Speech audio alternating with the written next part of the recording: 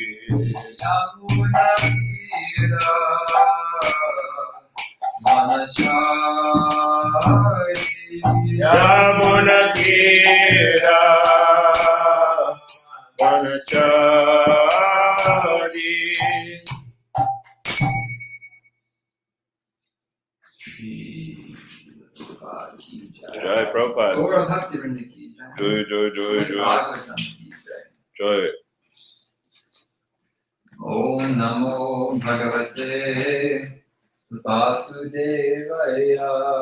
Om Namo Bhagavate Vasudevaya. Om Namo Bhagavate Vasudevaya. Om Namo Bhagavate Vasudevaya. Om Namo Bhagavate Vasudevaya. Om Namo Bhagavate Vasudevaya. Narayana Namaskritya Naram Chaiva Narotamam Devim Saraswatim Vyasam Tato Jayamudiraye. Om Gyanativrandhasya Ginanjana Shalakaya Chakshurunvitam Yena Tasmai Shri Gurave Namah. Nama Om Vishnupadaya Krishna Krishnaya Bhutale Srimate Bhaktivedanta Swami Namine Namaste Saraswate Deve Gauravani Pacharine Nirvishesha Shunyavadi Paschattvide Shatarine Vanchakalpatarubhishcha Kripa Sindhubhya Eva Cha Patitanam Pavanebhyo Vaishnavebhyo Namo Namaha. Jaya Shri Krishna Chaitanya Prabhu Nityananda, Shri Advaita Gadadhara, Shri Vasari Gaura Bhaktivinoda, Hare Krishna, Krishna Krishna, Hare Hare, Hare Rama, Rama Rama, Hare Hare. All right, go. Hari. So we are concluding today with chapter 25, introducing the episode of Puranjana and his encounter with this beautiful queen, beautiful woman, who didn't particularly know where she came from or where she was going, but was really happy to meet Puranjana, and vice versa. And how this King Puranjana represents all of us, wandering in this world, trying to find a happy situation. And no matter what we try, where we go, we keep looking for it. And the queen, the woman, represents the material intelligence.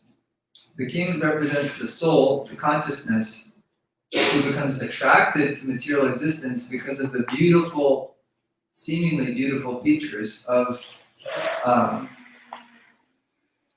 this woman, who represents the material concept of life, material intelligence. The mind and the intelligence are proposing so many different options, and they seem very appealing in the moment. But just as beauty fades with time, and the beautiful women of today become the forgotten, wrinkled ladies of tomorrow, similarly, all of the promises of our mind and intelligence, they quickly just fade, they disappear. It's remarkable how each time we think this is going to be it. Now I've got the thing. And just time and again, disappointed. So it's fun to watch. That's one of the perks of parenting. It's fun to watch your children grow up with that knowledge available to them. They can start making that connection right away.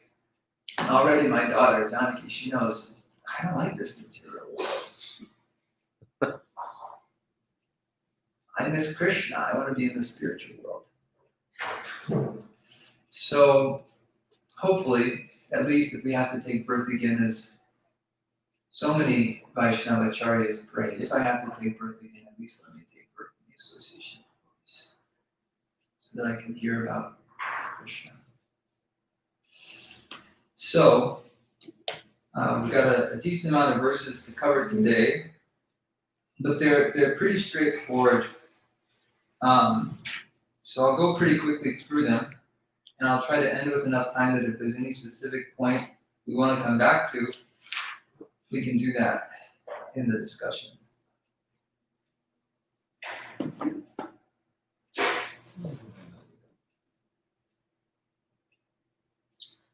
All right. So get ready for a slew of this represents this and that represents that. Text 43. The great sage Narada continued, "My dear king, those two, the man and the woman, supporting one another through mutual understanding, entered that city and enjoyed life for 100 years. So we've discussed who's the man and who's the woman, Puranjana and his bride. And I really appreciate the point you brought out yesterday, or 2 days ago, about Saturday, about 100 years. It seems like such a long time. Seems like forever. Until you hear about the demigods who live for 10,000 years, and that's not even enough. Because in my experience, you just turned 30, I think last year. As soon as you hit about 30, which astrologically is the beginning of middle age, people normally think of middle age as like 1 year. It's actually a phase. It's a phase of life, like the beginning and the middle and the end. So 30 is where you really enter the midlife. and it goes up until 50, 55, 60. And I really experienced a transformation in my perspective. And I really felt like I had to consolidate my desires because I don't have enough life to do all the things I thought I wanted to do. So. You don't understand? Okay. Would you be willing to help me with that? Let's see what. So, if she sees me speaking on the microphone, she can yes. too. All right, so I really experienced this, that it was like a constricting. And thankfully for me, I was able to take it in a very positive way. But I really had to just let go of a lot of things and accept, I may not do these things in this life, and that's okay. I have my priorities, and I'm going to focus on what really matters. Because 100 years doesn't seem like that long to me. So the older you get, then they say the faster time goes, and although it may seem fast, Hare Krishna. We just put in a new battery. I don't know if it's like the connection or something. Anyway. Should I get another bag? No, I don't think it's the battery. Okay. We might have to do some other. We could try. We might have to do some other troubleshooting in terms of like connectivity. I don't know. We could try a battery. It's easy. It's only always a battery. Is it? It may not have been charged fully. Okay. All right. Even though it's on the wall. No problem.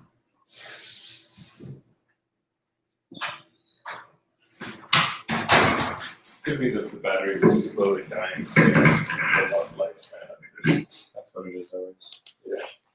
Slowly dying. Well, because they only have The battery's just playing its part. Like all of us, yeah. Emphasizing Lokran Prabhu's point. Don't fault the battery for its contribution to the body. 3 or 4 years seems like a long Slowly time. dying. Oh yeah, they can only be charged so many times too. Yeah, we get a money's worth. Yeah. That's good. That actually leads into the next verse really nicely. So, 100 years goes by fast. Make sure you're using it wisely. Text 44. Many professional singers used to sing about the glories of King Puranjana and his glorious activities. When it was too hot in the summer, he used to enter a reservoir of water. He would surround himself with many women and enjoy their company. So this is a little bit humorous here. This is actually, according to our acharyas, Srila Prabhupada, the previous verse represented the waking state, what he's actually doing. He just enjoyed himself with his bride. But in this verse, it represents the dreaming state. There may not actually have been many professional singers singing his glories. And there may not have been a whole entourage of women ready to please and serve him. This represents the dreaming state. And then this statement about Puranjana, when he got very hot in the summertime, he would enter a reservoir of water that represents deep sleep. That one what I was thinking about is like when you're driving a car, the engine can get overheated. Or like we have this chainsaw down at the farm, and if you try to use it too much, try to cut too much wood in too short a time, it gets overheated and it shuts down. So sleep is kind of like that, the living entity who's absorbed in the bodily concept of life and working hard in passionate activity. The soul gets overstimulated, fatigued, and we have to sleep and recharge. Or like a battery, the battery, we just had to swap out the battery. It had done as much as it could do, and it needs to recharge. So that's just an interesting image. This overheating. That the waking life is like we get overheated, overstimulated, and we just need to take a break. And we see in the lives of very advanced devotees, they're able to stay cool even in the thick of the daytime, and they don't need to sleep as much because they're not they're on a subtle level, even though externally they may be doing so many things, internally they're very peaceful and they don't identify with all the services that they're doing, thinking I'm the cause, I'm the doer, this and that. They just think Krishna's doing, I'm just along for the ride. It's like when you're driving in a car, if you're the one driving, it's really, really exhausting to be the driver. 3 hours, 4 hours, 8 hours, 12 hours, you get really tired. But if you're a passenger, no problem. You can go for a long time. No, I don't need a break. I'm doing great. So it's something like that. Text 45. Of the 9 gates in that city, 7 were on the surface and 2 were subterranean. A total of 9 doors were constructed, and these led to 9 different places. All the gates were used by the city's governor. Granjana. So the 7 above ground are the 7 gates, as Dave Mahaprabhu was saying the other day. The gates of the body are the different senses that we have. The eyes, the ears, and so on. We have 7 are above the waistline, 2 are below the waistline. That's above ground and subterranean. And I really appreciated your point also the other day that just as a kingdom, the king really, a responsible king, needs to know exactly what's going out and what's coming in at any given time. That's the sign of a healthy kingdom. You don't have any shady activity going on, no black market stuff, So today we really are in a diseased state, both on the individual level and the social level, even the global level, because we really have no idea what we're consuming, what we're eating, what we're hearing, what we're watching. All of these things we really give such little consideration to. The activity that goes into producing the food or the movies that we watch or the technology that we consume and utilize. We have so many double standards. Save the dogs, but kill the cows.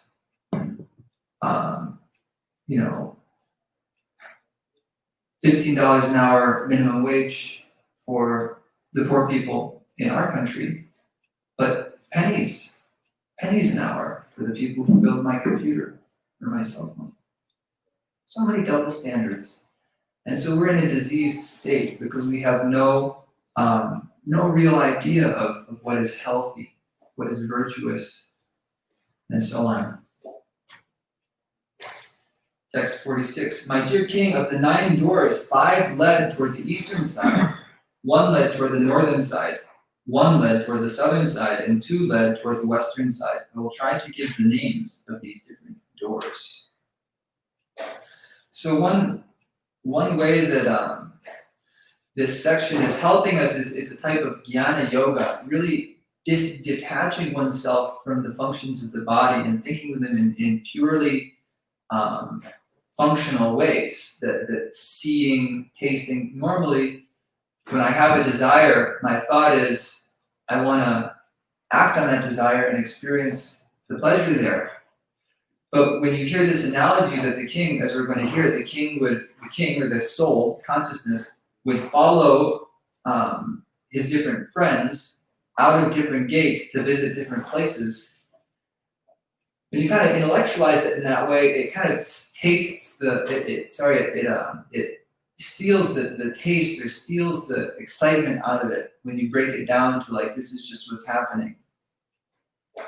Like, for example, love. If you talk to somebody about who, their latest infatuation, like when I was in high school and college, this is all people talk about is who are you dating and who do you like. And if you just say, well, actually, it's just what's happening is that on a neurological level, you're like, there's something about the way this person smells, pheromones, and just interacting with the neurons in your brain, and it's creating this sense of an attraction, but it's all chemical. There's no, the romance is fake, and it kind of kills the mood, right? which for a transcendentalist, that's really helpful. You want to kill that mood because that mood's going to get you into trouble. It's not actually healthy to pursue relations with anyone on the basis of just pure sense gratification and physical attraction. So when our mind is dragging us toward different sensual engagements, as we're going to hear the different places that Paranjan would go, we can kill the mood by remembering, oh, this is my friend, Juman, or my eyes, taking me to the city of form. Is that really the city I want to go? Not really a lot going on there, So this kind of analytical process, this jnana yoga, can be helpful to cultivate detachment. Text 47. The two gates named Kadyota and Abhirmukhi were situated facing the eastern side, but they were constructed in one place. Through those two gates, the king used to go to the city of Vibhrajita, accompanied by a friend whose name was Juman. So this Kadyota and Abhirmukhi are the two eyes, the left eye being the weaker one. And Juman is like vision, the power of vision for the eye. And Vibhrajit is the, pretty good. Did you say thank you to Mukundashna? Thank you. Vibhrajitam, the city of Vibhrajitam is form, the city of form. And so similarly in these subsequent verses, we're going to hear how the different senses are personified in this allegory as different friends of the king, carrying him to the different cities of the sense object, the city of smell, the city of taste, the city of all these different things. Text 48. Similarly, in the east, there were two sets of gates named Nalini and Nalini, and these were also constructed in one place. Through these gates, the king, accompanied by a friend named Avaduta, used to go to the city of Saurabha. This is the two nostrils, are the two gates, and Avaduta is the breeze, his friend the breeze, carrying him to the city of smell. Text 49. The fifth gate, situated on the eastern side, was named Mukhya, or the chief. Through this gate, accompanied by his friends named Rasagnya and Vipana, he used to visit two places named Bahudana and Apana. So this is called the Mukhya, or the chief. This is can you guess, what is the chief of our senses? The mouth. Yeah, the mouth. Krishna Chakra Thakur says it's because it nourishes and sustains all the others. Therefore, it's the chief. Just like a Kshatriya maintains his people. Through the mouth, we get the nourishment that sustains our whole body. So the mouth gets the chief pride of place. And it's also, as we hear, the most difficult to control. Because there's the speaking tendency and the tasting tendency. And it's very difficult to give those up. So these are the two functions. Rasagnya is the tongue, and Vipana is the voice, and they're going to the two cities of Apana and Bahudana. Speaking and eating. That's really all people are doing, in every form of life, no matter what kind of body you have. Nobody really is getting any better or worse sense gratification. It's just different amounts of form, smell, taste. But it's the same material ingredients, it's the same three modes, it's just combined this way, combine that way, combine that way. It's not really any, it's like you're going to get a sandwich at Denny's, or you're going to get a sandwich at some fancy New York restaurant, but it's like the same bread is there, the same lettuce, the same tomato. One person's paying $100, one person's paying $10, Basically what, yeah, go ahead. Prabhupada said water from a gold cup or water from a clay cup. Yeah, water from a gold cup, water from a clay cup. And actually, you can see with being around children, you see how the mind is exactly like that. My daughter is very particular about what kind of cup she drinks out of. So particular.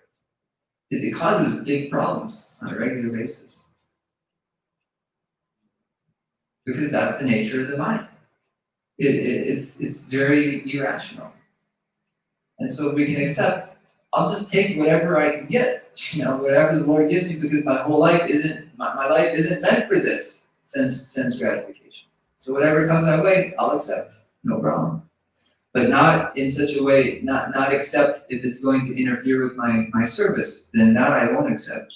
But whatever service or whatever, sensual enjoyment comes my way that isn't unfavorable, I'll take that and move on, whatever I need, no problem. But this whole idea of kind of coveting others' positions and wishing, wish I had so much of this and so much of this, it's really just based out of ignorance of what's really going on. Text 50. The southern gate of that city was known as Hitru, and through that gate, King Puranjana used to visit the city named Dakshina Panchala, accompanied by his friend Shrutadhara. So this is the right ear. Prabhupada writes, the right ear is used for karma pandya, or fruitive activities. Interesting, because normally, according to all that's being said here, normally the right limb or the right eye or the right ear is the stronger of the two. So this kind of indicates that actually we will have a greater attachment or a greater propensity to hearing mundane topics, which I can definitely attest to that myself. If people start talking about social issues or politics, we become very interested. But if we start talking about spiritual topics, Srimad-Bhagavatam, etc., we kind of start to maybe doze off a little bit. So the left ear, we hear in the next text, 51, on the northern side, so the body is oriented facing east. On the southern side of the body, at least according to this allegory, on the southern side is the right ear, on the northern side is the left ear, was the gate named Devahu. Through that gate, King Puranjana used to go with his friend Shrutadhara to the place known as Uttara Panchala.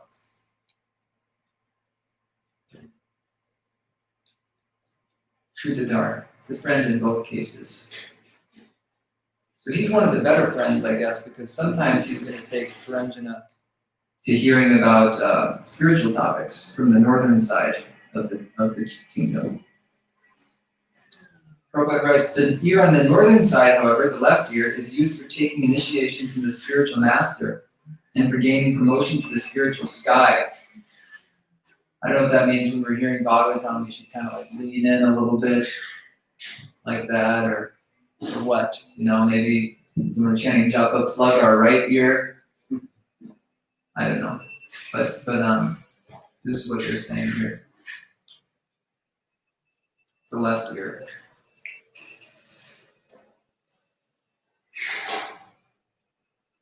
Probably means that it gets absorbed from that ear, that type of vibration. Could be, yeah. That type of vibration gets absorbed from the left ear. One other thing that I just thought of now, that normally right and left are also associated with masculine and feminine, dominance versus submission, and the left side being associated with feminine qualities and submission. And spiritual activity requires submission. So that could be why the left ear is associated with that. Might be our submissive ear, versus the right ear is hearing for exploitation and enjoyment. The left ear is hearing for submission. How can I be of service? In physiognomy, like reading someone's face, Yeah. the left side of the face is considered your internal self, and Interesting. the right side of the face is considered your professional or external self. I'm going to repeat that just so that they can hear and read can hear. Dave Mahaprabhu was saying in physiognomy, the science of studying the face to understand a person's personality, similar to palm reading or reading an astrological chart. The right side of the face is considered to be indicative of who you are kind of externally, what others see. And the left side of the face being who you are internally to yourself, or kind of your personality. That's interesting because that also matches more with this masculine, feminine dyad also. Yeah. In reflexology. Yeah, go ahead. In reflexology, similarly, you go left to right. And there, in terms of how you work around the different organs. I don't know it so deeply, but I took note of that. Interesting. Cool. That being like the with the feet. If I see. you probably knew what reflexology, but with the feet, how it connects with all the organs and like Okay. Yeah. Like a foot massage. yeah, but in like a more technically applied way, like Acupressure. just knowing like where it connects with The the body. body, because Okay. apparently all the Organs have Organs. a representative location in the so they called it reflexology. Chinese medicine. Yeah. Okay, cool. Cool. So you go from left to right. Interesting. Inside to outside. Yeah. Cool. Nice. Got some insight there. All right, text 52. On the western side was a gate named Asuri. Through that gate, doesn't sound good, does it? No. Through that gate, King Puranjana used to go to the city of Gramaka, accompanied by his friend Durmada. None of these things sound very good. So, Asuri, Prabhupada writes, the gate on the western side of the city was known as Asuri because it was especially meant for the Asuras. The word Asura refers to those who are interested in sex gratification, specifically in sex life, to which they are overly attracted. Somebody asked Jai Beta Maharaj at one of these Q&A booths in LA, the Rath Yatra, they have Q&A booths, and it's kind of a popular thing. You could probably tell us more about it, but for the sake of time, I'll just jump over. And if you really want to hear more about these awesome Q&A booths, check with Vishnu Prabhu. They just have a panel. Yeah. Throughout the day, they're great devotees that Yeah. can sit. Mahajans, they sit at the table and they field any question. People line up for hours just to ask their question. I don't know about hours, but it's an exciting thing. So somebody asked once an audience, why are you against sex? Jai Beta Maharaj said, we're not against sex. We only say that sex has a proper and an improper context.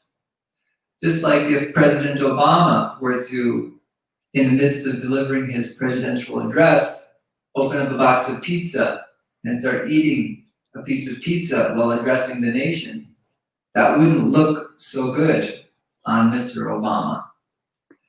So similarly, sex has a proper context and a proper time and place and purpose also. So it's not that we're all celibates. In fact, if you look at the Srimad-Bhagavatam, out of the 12 Mahajanas, or the 12 authorities on spiritual principles, there's more married persons than unmarried persons. So, and many of our acharyas have been married. There's the Grihastha ashram is a very vital stage in the life of a human being in his progressive spiritual development. But asuric persons are those who are overly attached to the sensual enjoyment, and they don't consider any, whether it's appropriate or inappropriate kind of thing. They're the people eating the pizzas at the job interviews, eating pizza while giving a speech, eating pizza while flying a plane, anywhere, everywhere, pizza, pizza, pizza. It's like, can't get enough. So, Gramaka is the city, and Gramya means like just ordinary village, ordinary folk. So it's the place of just the ordinary average person. So if you want to be extraordinary, if you want to live an extraordinary above average life, then give up sex. If not now, make a firm vow that by the end of your life, you will have renounced it completely, and you will have burned up practically all trace of sexual desire. That at least by the time I die, I will have let go of that desire completely. If you want to be extraordinary. Because ordinary people, They live for sex. That's about all they have to live for. Not quite, but it's up there. And his friend, Puranjana was guided by his friend Durmada. That means very, very mad. Madness. He was just a crazy person. Sometimes we have friends like that. Want to do something real crazy, go hang out with that guy, you know. Go check out Jack. You see what Jack's up to tonight, you know. So when we have relationships like that, we want to be careful. We want to maybe avoid such persons and use our better judgment. Text 53. Another gate on the western side was known as Niriti. Puranjana used to go through this gate to the place known as Vaishasa, accompanied by his friend Lubdhaka. This is the rectum. Prabhupada writes, the rectum is supposed to be situated on the western side. This gate is especially meant for death. When an ordinary living entity abandons his present body, he passes through the rectum.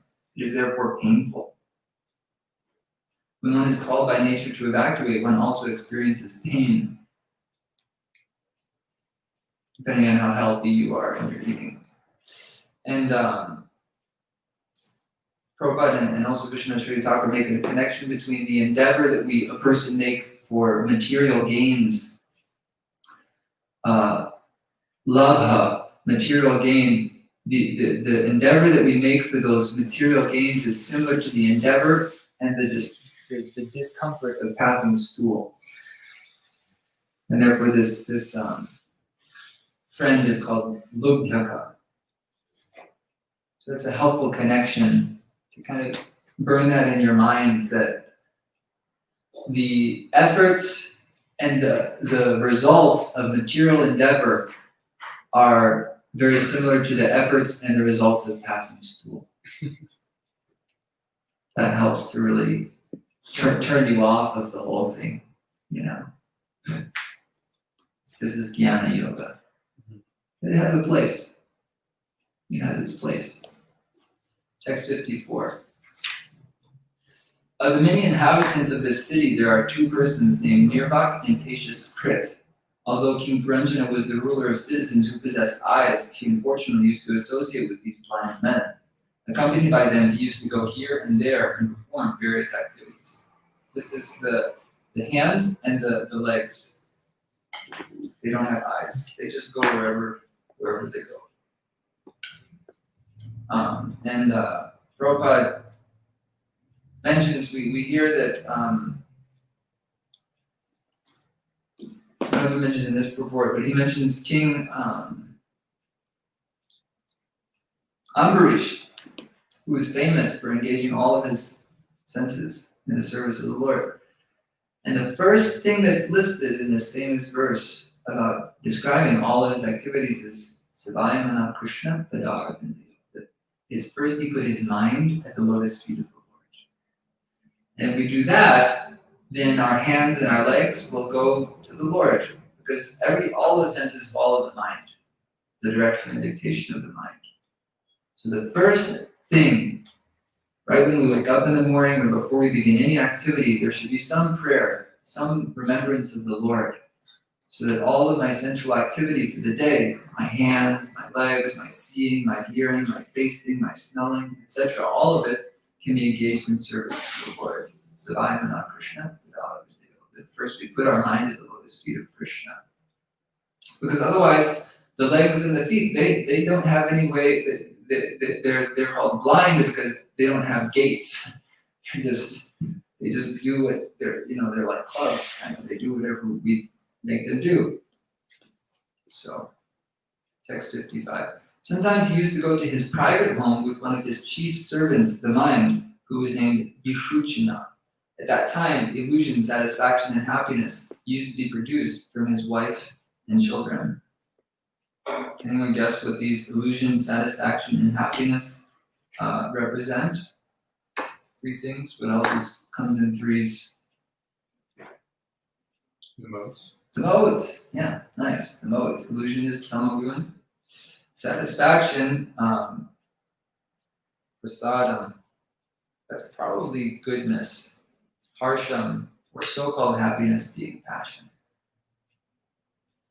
And so, let's see here.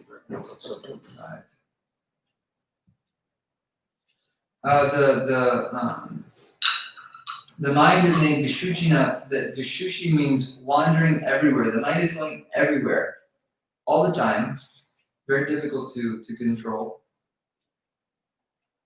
Prabhupada writes, when a living entity is encircled by his wife, children, and home, he acts on a mental plane.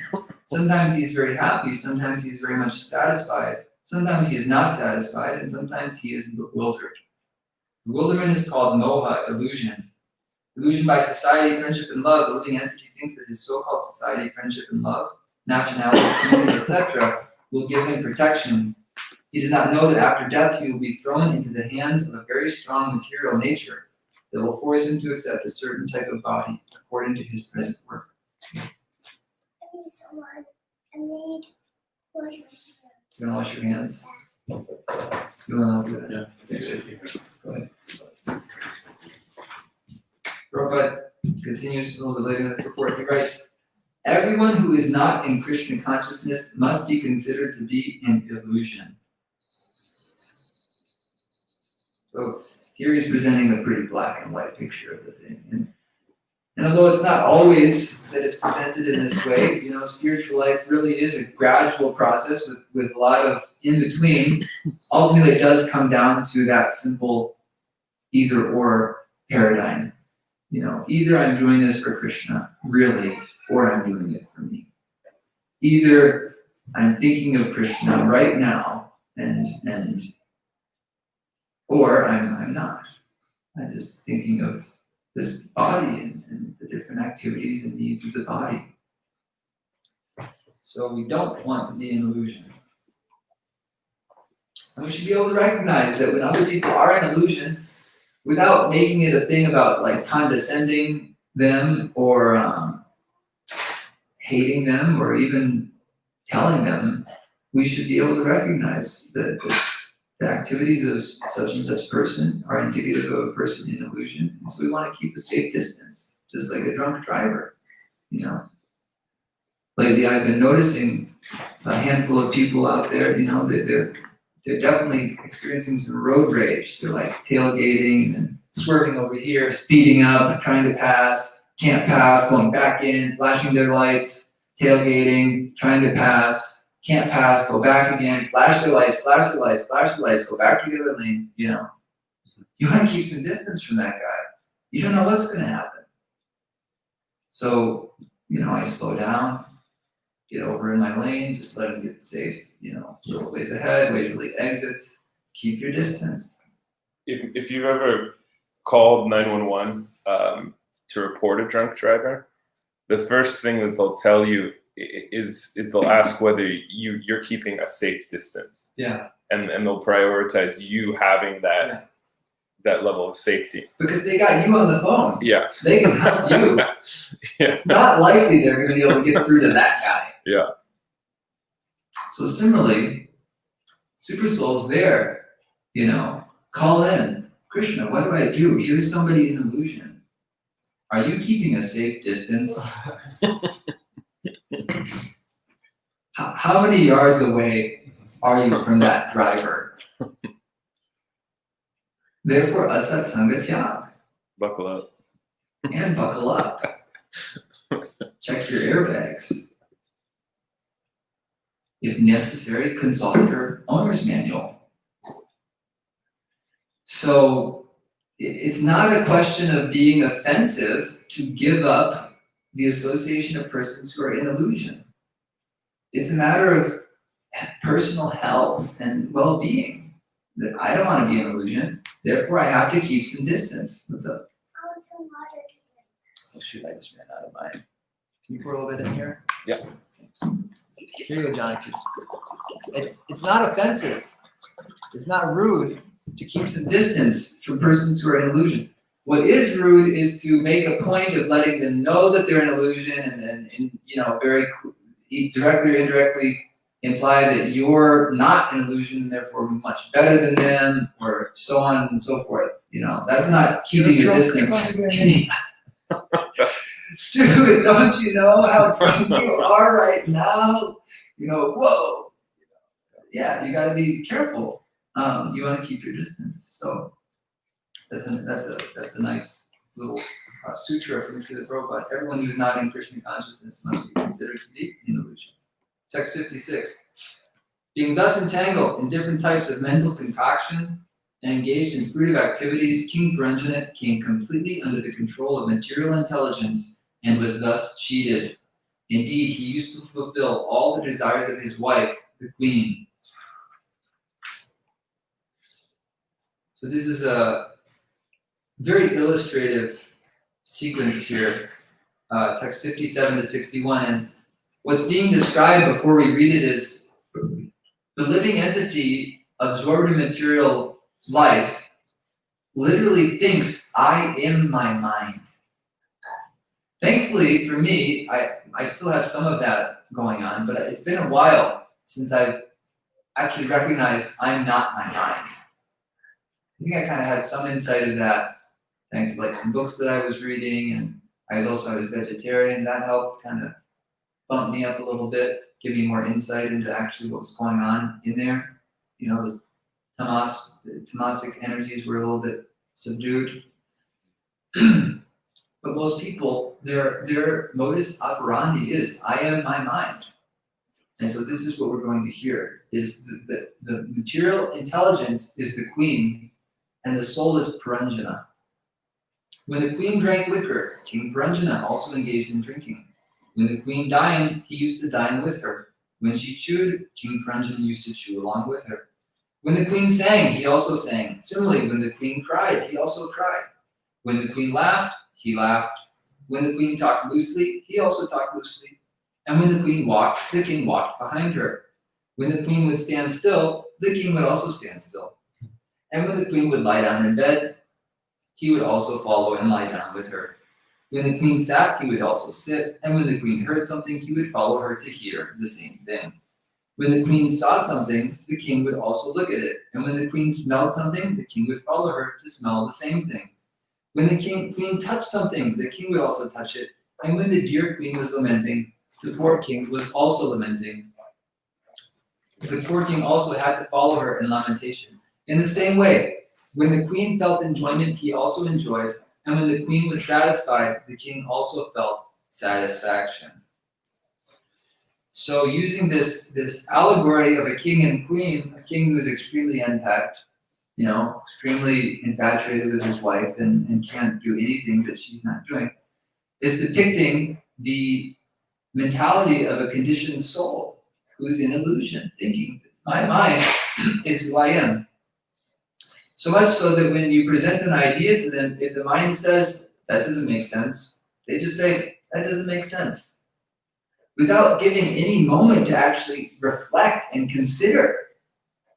That's the current situation, why you have such a polarized situation, is because everybody is living, there's really, on the fundamental level, there's no conflict between the Democrats, Republicans. Everybody is pro-sense gratification. Everybody's pro-blatant hedonism and a very thoughtless mode of life. And if I were to assert that to either side, they would both answer in the same way. Excuse me, sir, I can tell that you're into a very thoughtless mode of life. No, I'm not. Isn't it? I think 9 out of 10 or more, you'd get that reaction if you just went and told somebody. That's what thoughtless means, is you tell something to somebody, their mind says, no, it isn't, and then they say, no, it isn't.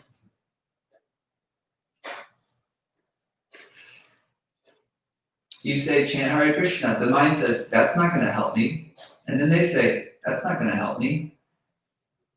Thoughtlessness, that's material intelligence, because they have very, very, very strong desires to enjoy in this world. So the intelligence, which is dictated, governed by the super soul, doesn't really give them a lot of freedom of operation because they're so addicted.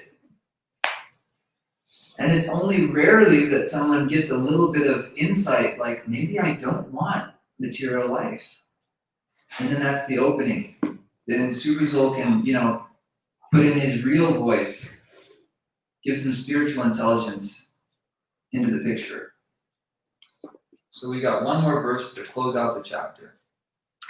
In this way, King Puranjana was captivated by his nice wife and was thus cheated. Indeed, he became cheated in his whole existence in the material world. Even against that poor, foolish king's desire, he remained under the control of his wife, just like a pet animal that dances according to the order of its master. So in one sense, it is against the desire of the self. People do recognize, why am I suffering like this? I don't want to suffer.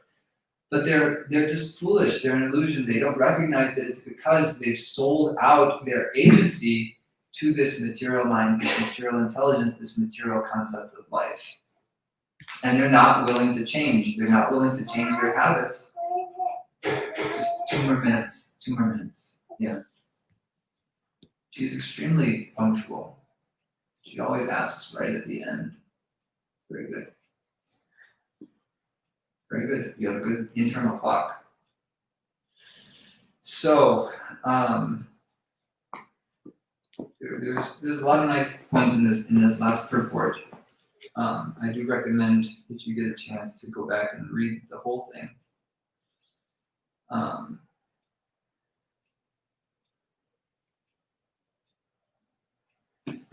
But I'll just read the conclusion here. As long as we are attached to society, family, and love of the material world, there is no question of knowledge, nor is there a question of devotional service. By directly taking to devotional service, however, one becomes filled with knowledge and renunciation. In this way, one's life becomes successful. Hare Krishna. Any final reflections or comments, questions? Yeah, bro. I was really appreciating the kind of connections of how the allegory describing the sense certification in terms of association. And like he was associating. Yeah. And I like what you were saying about when you break it down into what it really is, it doesn't look as attractive. Yeah. And so I was thinking about that and how really that's what it is. We identify so much with the enjoyment or whatever that we are trying to experience, when really it's just association of the senses with each other. Yeah. And so even that kind of enjoyment is very superficial. Yeah. So, and you say, it just made me think about the comprehensive nature of the conditioning. That the only way we can really enjoy the material world is by just completely forgetting who we are. That's really the only way. Because the enjoyment of the material world is so volatile, and you suffer more than how much you enjoy. It's like the payment. Yeah. It's just like you want $1 of enjoyment, you need to pay $2 or something. And so it's such a volatile and superficial mode of enjoyment, and so then the only way we can really enjoy is through ignorance. So I think it's just the Vedic paradigm of material existence is just so perfect. Because really, the only way we can enjoy is through ignorance. Because as soon as we get any kind of awareness of the nature of this world, immediately all kinds of enjoyment becomes very distasteful. But if we don't have any alternative, like how you're saying that Srila Prabhupada says that unless they're in Krishna consciousness, they're in illusion. And even for us, if we're not fully Krishna conscious, we're also in illusion. So when you're in that kind of illusion, you become helpless. And so even though you're experiencing so much suffering, that ignorance still just kind of cloaks our vision of the material world, and we continue to try to associate it with material energy. So I was appreciating that. And I just think the analogy is just so spot on. So Yeah. I was just appreciating just how amazing Srimad-Bhagavatam is in that way. So, Chad, thank you so much for that. That was really You really summed it all up there. Anyone else? Hare Krishna. Srila Prabhupada ki jai. Srila Bhagavatam ki jai. More luck to you. Experience local.